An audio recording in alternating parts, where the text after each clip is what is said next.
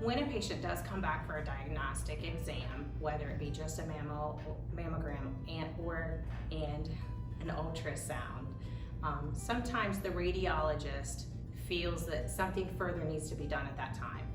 A biopsy, see a surgeon, a breast MRI, but you will know actually before you leave here at the breast center at Ohio Valley what their recommendations are.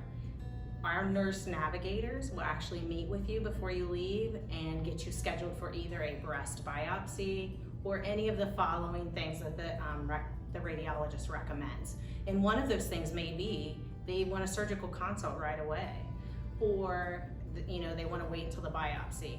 But you will know before you leave. The nurse navigator will absolutely meet with you, talk with you, explain everything as much as they can, and then we will refer you to a breast surgeon as Dr. Daniels. And so as Vickie mentioned, we have different biopsies that are done. If there is a radiology biopsy, it's either done with a mammogram, which is called a stereotactic, or it's done with an ultrasound. Both of those are done under local anesthetic, so numbing medicine only. Make sure that the nurse navigators are with you and make sure you're very comfortable while that's getting done, but it's image guided, so the radiologist does that for us.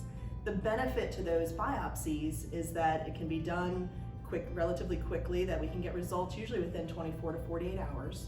And majority of times that you're biopsied, it's actually benign. It is a change that we've seen, but the majority of the time it is benign.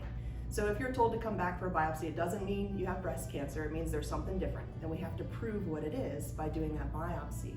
Now, if your biopsy does show that you have a cancer, the nurse navigators and your physicians get together and talk about where you go next. Typically, we start with a breast surgeon because most breast cancers are treated with surgery first. And so that's usually your next stop, is that you meet with a breast surgeon and go over all the options and all the diagnosis that you could use.